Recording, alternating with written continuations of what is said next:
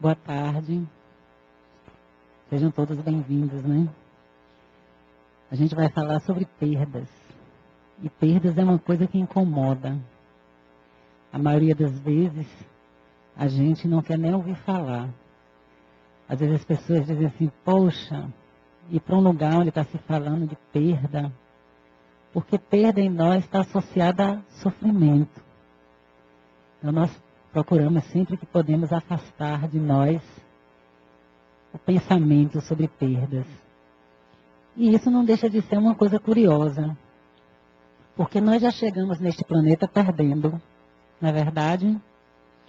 Quando a gente reencarna, a gente já perdeu a condição de espírito, no sentido de liberdade, no sentido de desfrutar de todas as condições que como espírito dispomos, e que quando estamos encarnados, não podemos mais ter. Então a gente pensa que não, mas quanto espíritos, quando estamos reencarnando, é também um sofrimento, porque também há uma resistência de mudar de situação. Há uma expectativa com relação ao que nos espera na nova encarnação, de como agiremos, se ela será um sucesso ou não, se realizaremos aquilo que nós planejamos, e a própria situação de estar reencarnando, de estar novamente ligada a um corpo material, que sempre traz alguma limitação ao espírito. Então, na verdade, só o fato da gente planejar e começar a nossa encarnação, a gente já está numa situação que pode ser considerada como uma perda, a perda do estado anterior. E aí, se o espírito é muito resistente, ele vai sofrer também, às vezes muito mais do que seria viável para essa condição.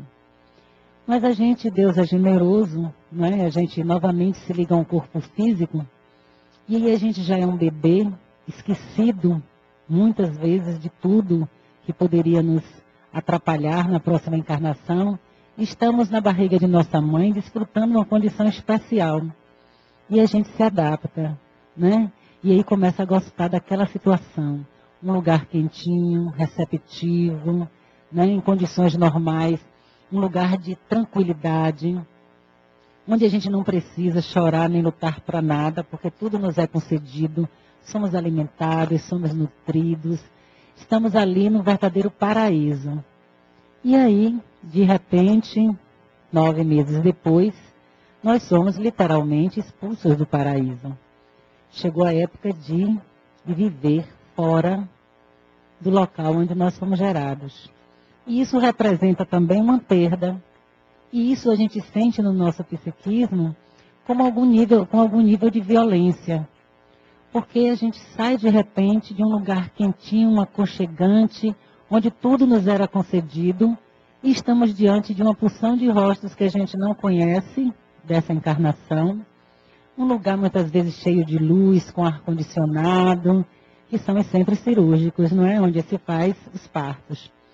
Um frio, e aí de repente a gente não está mais naquele líquido quentinho, a gente está num tecido que inicialmente parece áspero, que é a nossa camisinha, a nossa cama, o lençol, e aí novamente há um sofrimento, porque novamente a gente mudou a nossa situação. Então novamente nós estamos sofrendo uma perda. E sempre nos parece, no momento de perda, que é uma perda importantíssima. E que o que está vindo como desconhecido sempre também vai nos amedrontar. Mas aí a gente está nos braços da mãe e começa todo um relacionamento e tem ali o seio.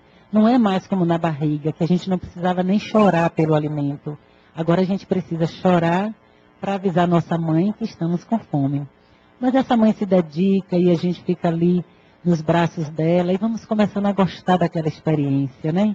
E aí somos uma criança brincando, e temos a nossa mãe, as pessoas da casa, e aí chegou a hora da gente ir para a escola. E aí novamente a gente está diante de uma perda. Da perda daquele momento de estar ali com alguém dedicado só a gente. E aí a gente vai para a escolinha, onde tem várias outras crianças querendo coisas, e às vezes 1 ou 2 professoras no máximo para atender tantas crianças. E a gente se desorienta. E novamente a gente sofre. E novamente é uma perda de um estado para outro estado. E aí a gente novamente vai passar por uma dificuldade, vai passar por momentos de dor, né? Às vezes as crianças choram, se negam a ir para a escola, aí tem todo aquele trabalho de fazer com que elas se adaptem novamente. Algumas são mais resistentes, por isso resistem mais às mudanças, mas passa-se o tempo, como sempre. E aí a gente já está feliz lá com nossos coleguinhas, todo mundo já gosta de ir para a escola, se faz um aniversário tem que chamar as coleguinhas da escola, as professoras, e novamente a gente está feliz nesse novo estágio. E aí chegamos na adolescência, e aí recomeça novamente, né? Os hormônios começaram a serem produzidos, situações, conflitos, angústias, o que era seguro já não é mais, de repente eu preciso ter a minha turma, de repente pai e mãe, eu preciso me libertar um pouco da atenção deles. Eu preciso também sentir-me uma pessoa e ter opiniões e poder fazer algumas decisões. E começa toda aquela angústia típica da adolescência. E novamente a gente entra em sofrimento. Não sabemos qual é o nosso lugar agora. Não somos crianças mais, mas também não somos adultos. E mais uma vez a gente está numa situação de perda. E embora neste momento da adolescência haja um desejo muito grande de passar pela experiência de se separar dos pais, também a gente está sofrendo porque está perdendo a condição anterior. E aí a gente vai passando por várias perdas, né? Chegamos na vida adulta e aí nos comprometemos com o mundo. Lá na adolescência a gente estava querendo mudar o mundo, estava querendo fazer valer as nossas crenças, estava querendo criar algo de novo. Entramos no mundo adulto e vamos fazer o que todo mundo faz. Vamos construir família, trabalhar numa profissão, organizar uma vida, comprar uma casa, fazer tudo que faz parte da vida de uma pessoa adulta. E novamente a gente perde a condição de adolescente e lá na fase adulta a gente começa até a sentir saudade. Algumas vezes a gente diz assim, poxa, me lembro do meu tempo de adolescente, quanta confiança eu tinha, quanta coragem eu tinha. Não era nem coragem, né? Era, na verdade, um excesso de coragem, porque o adolescente, às vezes, é tão desinibido, né? Deseja tanto, é tão idealista, que ele não teme nem o que deve ser temido. E a gente vai observando, mas também a gente vai se adaptando, porque também tem coisas boas em torno, que chegam depois. Na hora pode aparecer o conflito, mas depois a gente começa a gostar, porque construiu uma família, porque tem filhos, porque está desenvolvendo uma profissão, e que coisa boa. Algumas lembranças das fases anteriores, mas existe uma gratificação naquela fase. Mas também o tempo passa. E lá pelas tantas a gente começa a perceber que o corpo que na adolescência surgiu com tanto vigor para a vida, agora ele começa também seu processo natural de declínio. Não são mais os hormônios que estão ativados. Na verdade, os órgãos começam a funcionar de uma forma menos ativa. E a gente começa a perceber no corpo as transformações que vão nos conduzir para a velhice. E a gente pode fazer N coisas. A gente pode fazer exercício, a gente pode se mobilizar, a gente pode ter uma vida saudável, uma alimentação saudável, mas sempre o corpo vai dar a sua marca de que o tempo está passando. E a gente entra no processo de velhice. E aí, novamente, a gente resiste. Por quê? Ir para a velhice, né? Vamos nos manter jovens. Estava tão boa a vida adulta, mas não tem jeito, a gente tem que passar. E mais adiante a gente pode, significando a vida, também viver uma velhice tranquila e conseguir viver de tal forma que vale a pena para a gente. Mas aí, finalmente, chega o dia da perda final desta vida, que é o corpo físico. E aí a gente se encontra diante da morte ou do desencarne, né? Para nós espíritas, desencarne. Então chega o momento de voltar para a pátria espiritual e novamente a gente resiste. Então a gente se pergunta, numa vida, numa experiência na matéria, que é feita sempre de perdas, por que tanta resistência em falar sobre perdas? Por que nós evitamos perceber, nos dar conta, ter consciência de que a vida é impermanente? De que a imensa maioria das coisas, se não tudo que nós vivemos, é provisório. Se tudo que nós temos é provisório, por que essa resistência em tocar sobre isso? E isso a gente está falando de perdas que significam momentos de transição, momentos de crescimento. Mas nós temos outros tipos de perdas também.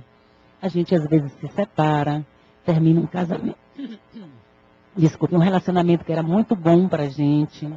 Às vezes a gente perde um emprego, às vezes a gente tem um sonho e esse sonho desmorona. Às vezes a gente perde alguém que a gente ama, no sentido do desencarne, vai para o mundo espiritual.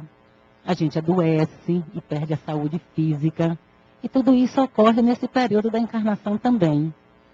E todos esses momentos são vividos por nós, na maioria das vezes, sob tensão, sob medo, com resistência sempre.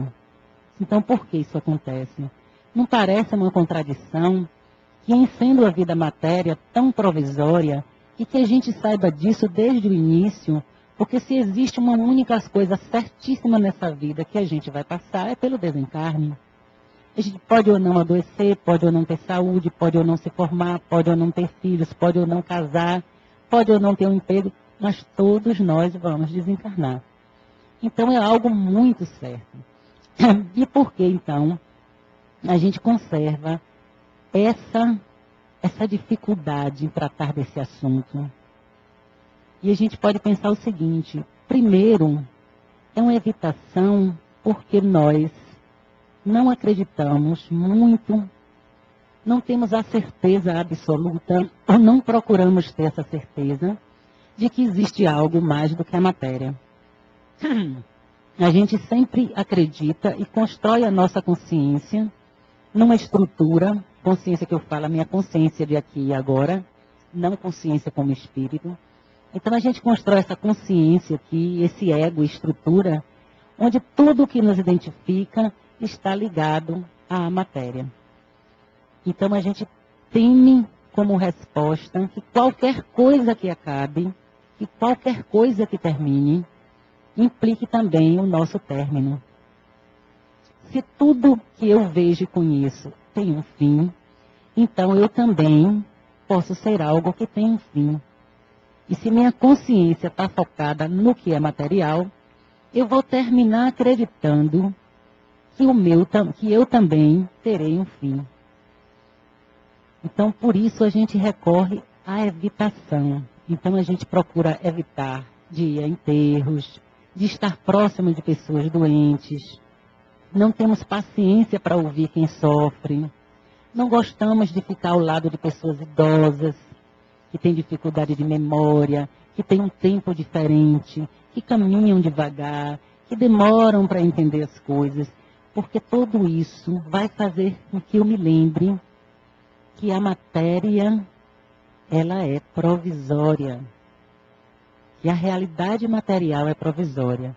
Então, se eu olho aquele doente, eu sei que eu vou adoecer. Se eu olho aquela pessoa envelhecida, eu sei que eu vou envelhecer. Se eu vou ao enterro, eu choro pela morte de quem me é querido, mas choro também pela minha finitude. Porque como a minha mente está estruturada na existência apenas material, eu só posso acreditar que tudo isso vai me levar a um final. A outra coisa também que nos faz ter tanto receio com relação às perdas é o nosso apego, que é uma resposta também à nossa evitação de enfrentar a realidade. Então a gente se apega ao que tem, desesperadamente. Eu preciso conservar tudo o que eu tenho, porque enquanto tudo o que eu tenho existir, de alguma forma eu me sinto imortal. Eu me sinto como alguém que nunca vai ter fim. E aí coisas e situações se tornam super importantes para mim, porque eu só me reconheço enquanto matéria, porque eu só me reconheço enquanto uma estrutura de ego que foi construída naquela vida e que me traz determinados papéis. Isso é muito simples. Por exemplo, quando a gente tem filhos, os filhos crescem e chega o dia deles seguirem a própria vida. Se a gente se habituou a ser apenas pai e mãe, se a gente acreditou que essa é a nossa única realidade, quando esses filhos seguem o caminho deles, seja se casando, seja mudando de país, indo estudar em outro país, nós vamos nos sentir sem nada mais para fazer. Porque, na verdade, não existe algo que foi construído para além daquele papel de maternidade e de paternidade. Então a gente se apega a essa situação, tenta evitar, tenta fazer tudo para que este filho não se afaste, porque o afastamento dele vai implicar para mim no sentimento de perda e vai implicar para mim também no sentimento de sofrimento. Então, sempre a perda vai estar ligada para nós no sofrimento. E por que no sofrimento? Por causa da nossa resistência em permitir-nos passar por esta experiência de perda. Exatamente porque ela está relacionada também ao final de alguma coisa. Outra coisa também que interfere no nosso trabalho com as perdas, são as ilusões que nós criamos. Adoramos criar ilusões e acreditar nelas, e fazer delas algo importante em nossa vida. Nossa sociedade atual, por exemplo, ela já tem por princípio uma vida ideal, uma personalidade ideal, é sempre feliz, sempre alegre, sempre cheia de sucesso, tem sempre dinheiro, tem sempre beleza. E a gente se pergunta, isso é possível? Existe a possibilidade de alguém estar sempre assim? A felicidade, como a gente coloca ela normalmente, quando a gente pensa em felicidade aqui na Terra, vinculada às coisas materiais, é possível que ela seja definitiva? E aí a gente começa a se trabalhar para que isso seja verdade, quando isso não é possível ser real. Por quê? Porque a vida toda é feita de perdas. Só que não só de perdas e de renascimento. Cada vez que algo morre, outra coisa nasce no lugar. Mas nós não nos permitimos ver o renascimento porque nós não aceitamos a perda. Como a gente sofre, às vezes, excessivamente por conta de uma perda, a gente não permite que nasça nada, o novo, no lugar. Se o filho vai seguir sua vida, existe um outro tempo para eu ser uma outra coisa. Talvez no meu tempo em que fui mãe, não tive a oportunidade de fazer uma porção de coisas que eu poderia fazer. Então morre a mãe, mas pode nascer uma mulher, pode nascer um artista, pode nascer uma profissional, pode nascer uma mãe de uma quantidade enorme de crianças, num trabalho social, pode nascer uma série de coisas, mas a gente só se fixa na perda, porque a perda vai nos limitar e vai fazer com que a gente acredite na nossa limitação. A gente não é capaz de transcender. E a nossa sociedade, quando pega este modelo de felicidade e saúde perfeita, nada mais faz do que tentar negar o outro lado da vida, que é o envelhecimento, que é a doença, e que todas essas coisas fazem parte da vida humana, de nossa vida de encarnados. Então a gente nega isso criando essas ilusões. E uma outra coisa é a falta de fé. Nos momentos de perda, nossa fé é testada. Porque é fácil ter fé quando tudo dá certo. É fácil ser feliz quando tudo está bem. É fácil crer quando a minha vida é cheia de benefícios, de vantagens. Mas difícil é acreditar e ter fé quando algo está me faltando. Então, se eu tenho uma perda e acredito que a vida é simplesmente isso, claro que eu vou sofrer. Mas se eu me recordo que existe um Deus, que esse Deus é bom, que a minha vida não é aleatória, que há um planejamento, que há um Deus que se ocupa de mim, que se preocupa comigo, então eu não vou sofrer tanto nessa perda. Porque eu vou saber que por mais que doa, eu sou maior do que a perda. Seja ela qual for, seja de um emprego, seja da morte de alguém querido, mas eu sou maior do que essa perda. Então, muitas vezes, o que nos falta também, para nos guiar nessa jornada das perdas, é a fé. E, principalmente, a consciência de que eu sou um espírito. Porque se eu sei que sou um espírito, a minha vida muda, porque a minha visão vai mudar. Então, as coisas materiais vão ter sua importância? Vão.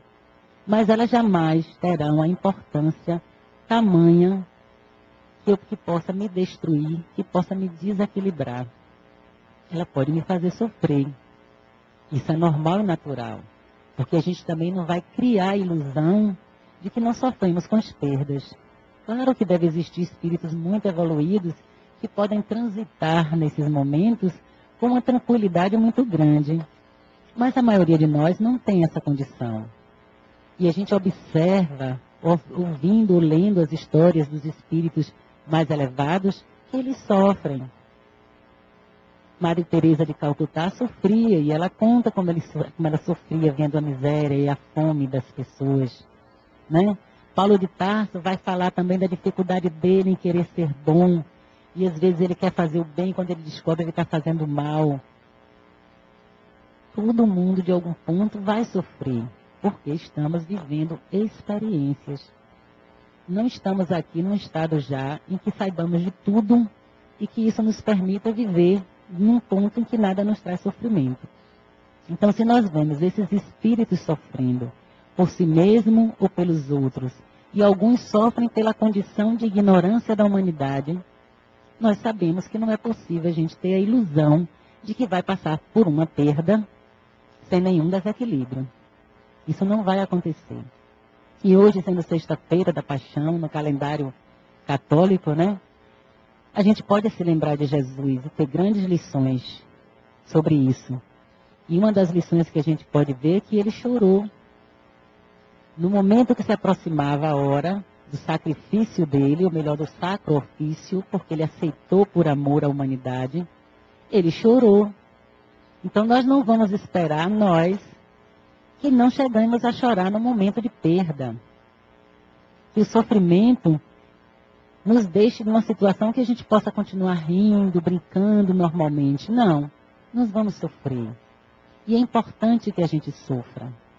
É importante que a gente se dê conta de que algo nos abala. Porque isso vai nos fazer perceber, tomar consciência e aceitar a transitoriedade da vida. E aceitando essa limitação da vida, é que a gente vai poder perceber que existe algo em nós que não é transitório. Toda a vida material é transitória. Este corpo físico é transitório. Mas o meu espírito não é transitório. Ele foi criado para ser e é um ser eterno. Então eu só vou poder perceber a minha imortalidade quando eu me debruçar sobre a minha mortalidade enquanto matéria. Então a gente precisa se aproximar das perdas e senti-las de verdade, com o sofrimento necessário, mas sem exageros. A gente precisa se dar conta. No livro dos Espíritos, no Evangelho segundo o Espiritismo, tem uma mensagem onde os Espíritos dizem assim: a piedade é um sentimento importante para se ter. E no texto ele fala que a gente deve se aproximar dos que sofrem. Que a gente deve se aproximar daqueles que estão em dificuldade. Que a gente não pode se afastar. Por quê? E ele diz, a gente perde a humanidade quando fica separado do sofrimento. Isso é porque a gente deve viver sofrendo? Não. Isso é porque a gente deve ter consciência de que a vida na matéria implica sim em sofrimentos que podem ser aliviados por nós. Mas a gente só vai poder aliviar o sofrimento do outro, o nosso sofrimento, se a gente reconhecer que há um sofrimento. Se a gente negar esse sofrimento, a gente não vai ser capaz de fazer nenhuma correção. Jung já dizia que a gente só muda o que a gente aceita. Enquanto a gente ficar querendo acreditar que não existe nada de mal no mundo, fugindo do sofrimento, fugindo da fome, fugindo da dor, fugindo da morte, a gente não vai poder mudar o nosso desamparo quando estivermos diante de nossas perdas. Então é importante sim ver a miséria, poder fazer algo. É importante sim acompanhar uma pessoa que está morrendo, se familiarizar com aquela experiência, porque inclusive nós vamos descobrir muitas coisas interessantes. Essas pessoas não estão ao abandono, elas estão em sonhos, elas sofrem transformações nesse momento importante, quando está com a doença incurável, quando está próximo ao desencarne. Elas percebem um valor novo na vida, que nunca conheceram antes, que conhecem naquele momento. As pessoas que estão doentes é que sabem o valor da saúde e o valor do cuidado do corpo físico. A gente anda, pensa, corre, dança, brinca, festeja e nunca tem noção de como nós estamos sendo abençoados por poder fazer tudo isso. Somente quando a gente adoece e não pode fazer nenhuma dessas coisas é que a gente compreende o valor que tinha. A gente não se dá conta enquanto pode fazer tudo. A gente não se dá conta quando a gente tem tudo na vida, vai dando tudo certinho ali. A gente não se lembra sequer de agradecer. Mas quando a gente perde, é que a gente avalia que tinha muito. Que tinha muito. E como é que a gente vai fazer essa experiência antes de passar por ela em nossa vida? Podendo colaborar com a experiência de perda do outro. Podendo acompanhar alguém que está doente, dando a esse alguém nosso amor, nossa atenção, o que a gente puder dar. E recebendo dele a experiência que ele está passando. Aí nós vamos sabendo o que de fato acontece com essas pessoas. Mas quando a gente se afasta, quando a gente nega, quando a gente não quer nem ver, eu prefiro pensar em fulano sadio. Aí não vai no hospital. Nós somos uma sociedade que tem horror à morte, tem horror à doença. Até mesmo se a gente puder, a gente faz um hospital que seja um hotel.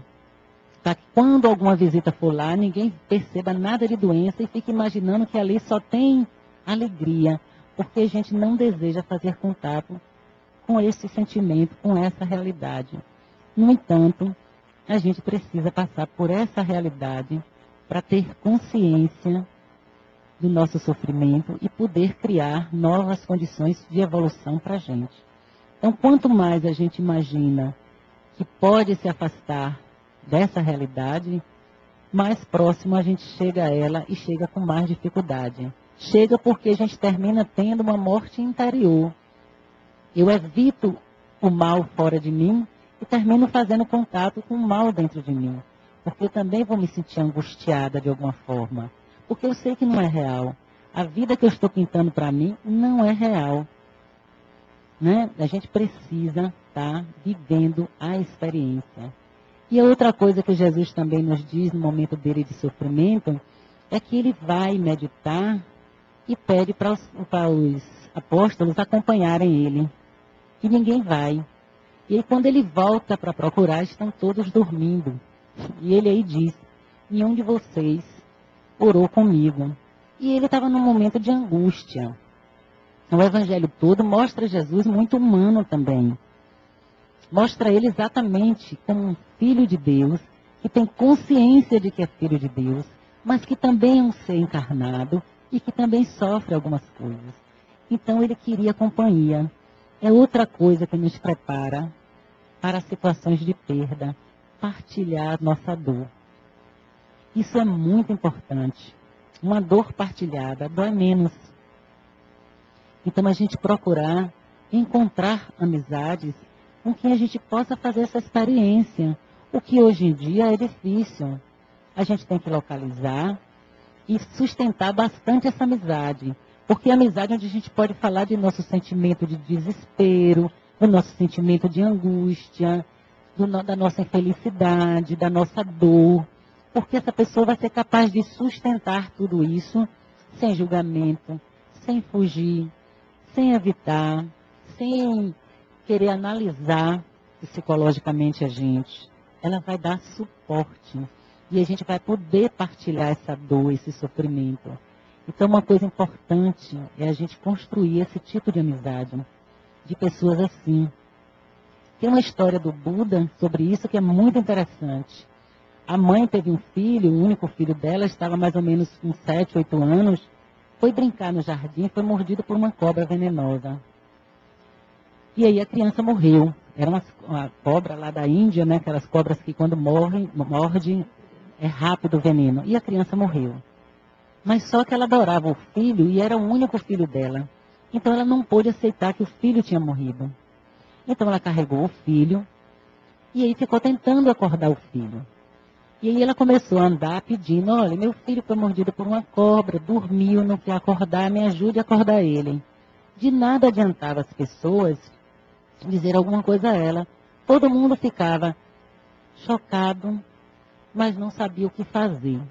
E aí ela foi andando e ninguém não encontrava resposta e ninguém conseguia dizer nada a essa mãe. E ela para cima e para baixo com esse filho que havia morrido.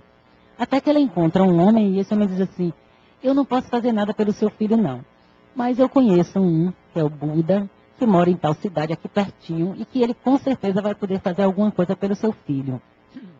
E aí ela diz, então bem, pega a criança e vai andando até a cidade vizinha e chega lá para o Buda e diz: olha, meu filho foi mordido por uma cobra e desmaiou e eu não consigo acordar ele. Como é que eu faço para acordar ele? Aí Buda olhou, viu a situação e aí disse para ela assim: eu posso acordar seu filho. E ela ficou toda contente, né? Pode como? Com uma condição: você vai me trazer 3 sementes de mostarda de uma casa onde ninguém morreu. Nem a mãe, nem o pai, nem o filho, nem o primo, nem o irmão, nem o empregado. Se a casa que você encontrar onde ninguém morreu, você pega as 3 sementes de mostarda, me traz e eu acordo seu filho. Ela aí deixou o filho lá e saiu na peregrinação dela, procurando uma casa onde não houvesse nenhum registro de morte. Passou a noite, passou o dia todo e ela não conseguiu nenhuma casa. Porque em todas as casas, pelo menos alguém, um primo, um irmão, um empregado, alguém tinha morrido. Cansada, ela volta para ele, né? E ele diz: eu não conseguia sementes, porque nem nesse vilarejo, nem no vilarejo seguinte, nem no outro mais adiante, não existe nenhuma casa onde tem alguém que não tenha morrido. E agora?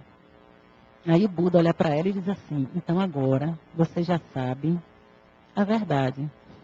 Então agora você pode pegar seu filho e enterrar. Porque você vai saber que não existe nenhuma pessoa humana que não passa pela experiência da morte. Todos nós passamos, chegou a sua vez. Aí ela pega o filho dela, vai enterrar o filho e termina se tornando uma seguidora de Buda. Mas o momento em que ela passou, olhando e vendo que a dor dela não era única, que era uma questão da humanidade, que todo mundo passava pela perda, o sentimento de dor dela por aquela perda se aliviou. Eu não estou sozinha. Então essa é a partilha necessária no momento de perda. Não vamos nos isolar no sofrimento, não vamos estimular a nossa tendência a nos tornarmos vítimas, né? O sofrimento exagerado, porque a situação de vítima não nos traz a condição de santo. Então vamos partilhar esse sofrimento. É outra forma importante de lidar nos momentos de perda. A separação de um casamento também, a perda de um filho, até o filho que viaja e a mãe se sente muito sozinha, o esposo que briga com a esposa. Em todas as situações, o desemprego, em todas essas situações, é importante que a gente seja capaz de partilhar. Não apenas o fato, mas o sentimento. E poder ser ouvido por outra pessoa, para que eles possam nos acolher. Então essa é outra coisa que Jesus ensina. No momento de dor, é importante que a gente consiga companheiros. Mas se esses companheiros não estiverem presentes, se nós não estivermos, por condições nossas ou por condições da nossa encarnação, um círculo de pessoas que possa nos favorecer, a gente tem sempre a possibilidade de orar. E aí, com certeza, do mundo espiritual, nós vamos encontrar pessoas, né, espíritos desencarnados, que vão poder ao nosso lado também fazer essa parte de poder nos ajudar a partilhar, a dividir a nossa dor e o nosso sofrimento. Mas Jesus também mostra que quando ele está, né, no momento dele de dor, ele também diz: Pai, se for possível, afasta de mim esse cálice. Então ele diz assim: se for possível, eu não quero sofrer. Então a gente também tem esse direito. Vamos olhar na hora da perda o que é possível fazer, ou para a dor não ser tão grande, para o desastre não ser tão inevitável, ou para a gente até poder sofrer menos. Então sempre existem situações em que a gente pode diminuir o nosso sofrimento e a nossa perda. Os espíritos dizem a gente que a gente vem com uma cota de sofrimento para este planeta, mas que a gente centuplica o sofrimento desnecessariamente. Não era preciso tanto. Nós é que exageramos com o nosso comportamento, com nossas ações, com a nossa falta de fé, com a nossa falta de confiança, com a nossa falta de esperança, com o nosso pensamento desorganizado. André Luiz vai dizer que as causas estão no pensamento. Então, às vezes, a gente vive uma vida, trabalha com uma perda, exagerando as coisas, com uma visão tão distorcida, que a gente aumenta o sofrimento desnecessariamente. Por que se separar e terminar um casamento precisa implicar também em raiva, em perseguição, em um faz e o outro revida, em continuar infinitamente essa dor. Para que passar por um sofrimento e continuar repisando na própria mente o próprio sofrimento o tempo inteiro? Para que essa dor aumente demais, para que a gente se desgaste emocional, psicologicamente e até fisicamente. Então, diante de uma perda, a gente tem que se lembrar que a gente vai dar o tom da nossa perda. A gente não precisa complicar ela, a gente não precisa piorar essa perda. Basta nós a dor que aquela situação causa. Todo exagero só vai complicar. E fora que quando a gente perde alguém que a gente ama no sentido de perda do corpo físico, o nosso desequilíbrio excessivo, o nosso apego excessivo à pessoa que se despede, vai prejudicar também esse espírito. Porque nós estamos ligados por laços de afeto, por laços emocionais, por laços espirituais. E não é o corpo físico que vai impedir aquele espírito de perceber minha dor. Não é isso que vai fazer com que ele deixe de perceber o meu sofrimento. E a minha angústia vai atingir ele. E ele vai terminar se angustiando também. Percebemos que no momento do desencarne, durante algum tempo, o espírito fica em sofrimento no sentido de que ele está estranhando a sua nova situação. Ele fica desorientado. A nossa dor, os nossos gritos, os nossos choros excessivos desorientam mais ainda ele, angustiam mais ainda ele. Mas meu choro, com reconhecimento, com orientação, meu filho, eu estou com saudades, mas vai em nome de Deus. Tenha consciência de que você agora é um espírito, esteja em paz. Tudo isso vai trazer para ele algum conforto. A nossa oração vai trazer para algum conforto para esse espírito. Vai ajudar ele a encontrar alguém no mundo espiritual que possa acompanhá-lo. Nosso desespero não. Nosso desespero pode atrair ele para a gente. Nosso desespero vai fazer com que ele se desespere também. Então a gente precisa entender que nós podemos evitar muito sofrimento e nossas perdas e que a gente ainda não se treinou para evitar. Não no sentido de negar a perda, mas no sentido de não exagerar, de não dar uma nota que não é real. Se nós somos espíritas, se nós acreditamos que o espírito é imortal, então aquele que se foi vai continuar vivendo. Você não acredita assim? Por que nesse momento não se lembra disso? A gente vai chorar? Vai. A gente vai sentir saudade? Vai. Mas nós sabemos que aquele espírito é um espírito imortal.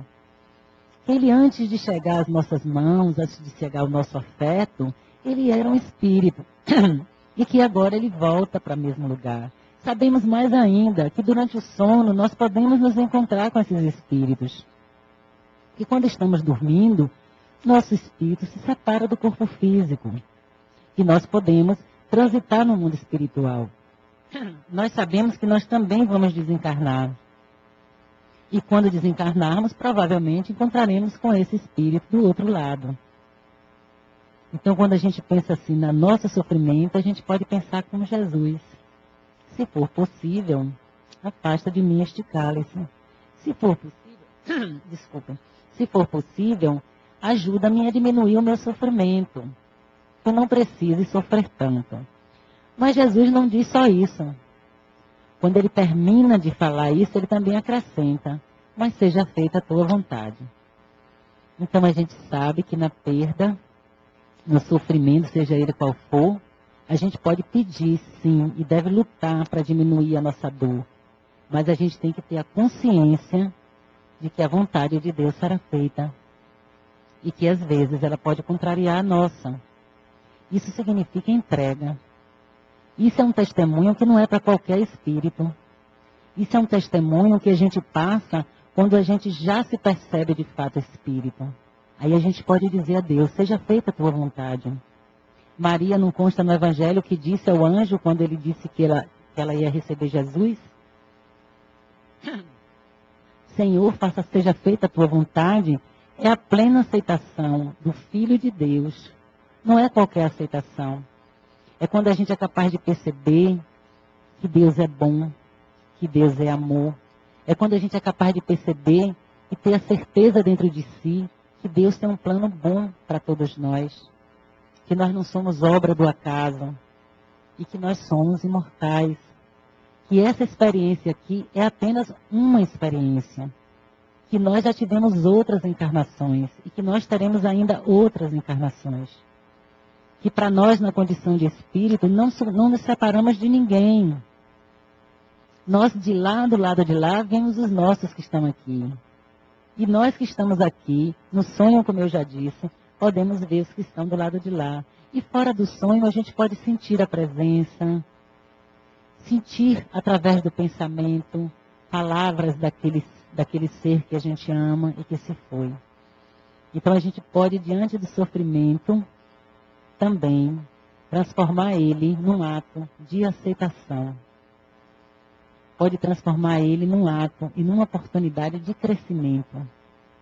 Porque aí a gente é chamado para ser mais do que a gente se coloca. A gente é chamado para perceber que não somos só matéria. A gente está ali assinando e comprovando uma realidade que a gente descobriu ao longo de nossa experiência nessa vida. Eu sou um espírito imortal. Isso é uma experiência. Eu devo me dedicar a ela. E aí a gente traz também dentro da gente o nosso conflito natural, que também no momento da perda, ele pode nos induzir a erros, mas também pode nos ajudar na nossa transformação, que é a nossa dualidade. Somos espíritos eternos e somos mortais, porque estamos no corpo físico e esse corpo físico perece. Então nós vivemos duas instâncias diferentes, a instância espiritual e a instância material. O espírito precisa da matéria, precisa, como diz os espíritos, para que ele possa se conhecer, se ver. A matéria é importante para que o espírito se distinga dentro da obra de criação. Então nós precisamos da matéria. Mas, ao mesmo tempo, nós somos espíritos. Em outra pergunta no livro dos espíritos, os espíritos vão explicar. O homem precisa sentir algum prazer na terra, porque senão ele não permanece encarnado. Porque se o espírito chegar aqui e não encontrar nada que desperte interesse nele, ele desencarna rapidinho. E é interessante que a nossa sociedade, que valoriza tanto a felicidade, nunca teve tantos casos de depressão, tantos casos de gente desinteressada nessa vida. Mas os espíritos dizem, você tem que ter prazer. Ou seja, você tem que se apegar a essa vida. E não é estranho que a gente tenha que se apegar e depois tenha que se desapegar? A gente se apega a essa vida, a tudo que a gente construiu e depois tem que se desapegar. E sabe por quê? Porque ninguém se desapega do que nunca se apegou. Não é verdade? A gente encontra espíritos que reencarnam na Terra com tanta má vontade, eles têm tanta resistência a estar aqui encarnados, porque existe isso, que eles já nascem com problemas, já nascem rejeitando a vida, já nascem depressivos e continuam a vida assim, não se interessa por nada, de tanto que ele rejeita. Então a gente precisa se apegar, a gente precisa ter um ideal, a gente precisa gostar, a gente precisa sentir prazer de estar com as pessoas que a gente ama, a gente precisa sentir prazer de estar no mundo bonito, que Deus deu para a gente um mundo bonito. Mas ao mesmo tempo, a gente tem que saber que esses são instrumentos para o nosso crescimento. Mas não somos esses instrumentos. O dedo que aponta para a lua é só o dedo. A lua é a lua. O dedo é o dedo. Então a matéria vai apontar sim para o nosso desenvolvimento espiritual. Mas nós não somos a matéria. Nós estamos na matéria. Tudo isso aqui é importante. E a gente deve gostar. Mas tudo isso um dia tem que ser deixado. Em prol da nossa própria eternidade. Em prol da nossa consciência de que somos espíritos imortais. Então a gente precisa. Somos seres de dualidade, vivendo sempre dentro de uma dualidade. E precisamos transformar essa dualidade em unidade. Precisamos nos tornar um. E como é que a gente vai fazer isso? Se ficarmos só sendo espíritos, não vamos resolver o problema.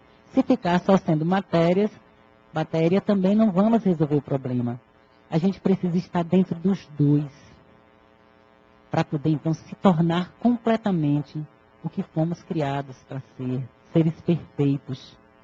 Filhos de Deus. conscientes da nossa imortalidade, conscientes de que devemos viver esta vida não apenas com os nossos planejamentos para o nosso ego, mas também com nossos planejamentos para a nossa alma.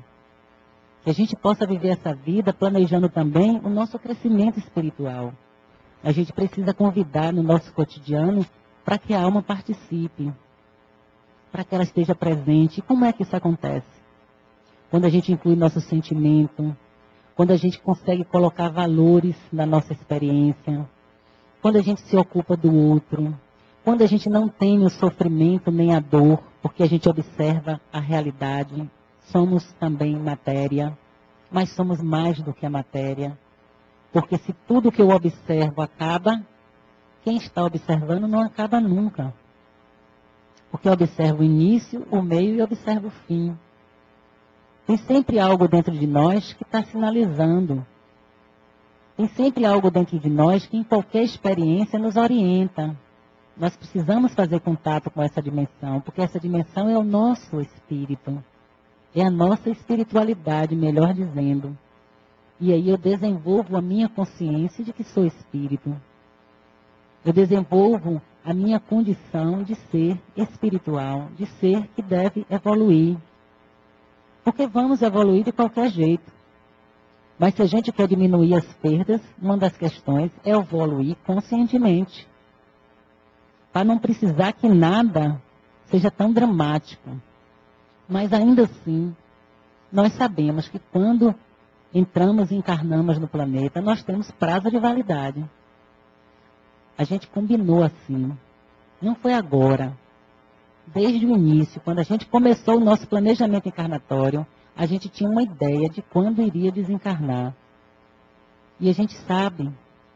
E a gente sabe porque a gente percebe histórias dos outros sendo contadas, como as pessoas sabem o dia do seu desencarne. Como parece que elas vão atrás. Experiências, por exemplo, com acidentes, não é incomum você contar. Fulano não ia viajar, mas de repente resolveu e entrou naquele avião que caiu. Cicrano estava com a passagem marcada, tinha que ir, e na hora H não sei o que aconteceu, desistiu, o trânsito foi muito engarrafamento, ele não conseguiu chegar e não viajou. Isso é o espírito organizando, porque nós somos espíritos. Nós não somos simplesmente uma matéria. Quem organiza a nossa vida não é o meu desejo aqui. Eu quero isso, eu quero aquilo. É o meu espírito que criou condições para realizar muitos dos desejos que também são do ego e outros não. Quando o desejo é só do ego, não tem interesse o espírito, então ele caminha para uma experiência diferente. Então é o espírito que decide. Porque enquanto espírito, para ele não tem a menor importância. Ele não está preocupado se vai desencarnar ou se não vai, porque ele é espírito. Ele sabe que é imortal. Agora, nosso ego, nossa construção de nossa identidade aqui, muitas vezes está tão desvinculada dessa espiritualidade, que aí a gente tem medo. Que aí a gente pensa que as coisas podem ter fim realmente. Que aí a gente pensa que a gente possa morrer e cair no vazio e não ter mais nada. Que a gente pensa que pode perder algo, é tão difícil, tão doloroso, porque nos lembra as nossas limitações. Então a gente sabe que precisa trabalhar algumas questões importantes. E mais uma delas que a gente pode pensar é também na humildade. Quando a gente se percebe filho de Deus, a gente sabe que tem algo maior do que nós. E que esse algo maior nunca esteve contra nós. Mesmo diante das perdas, ele está do nosso lado e trabalhando a nosso favor. É só uma questão de tempo para a gente perceber. Obrigado e bom trabalho, né? Que vai ter.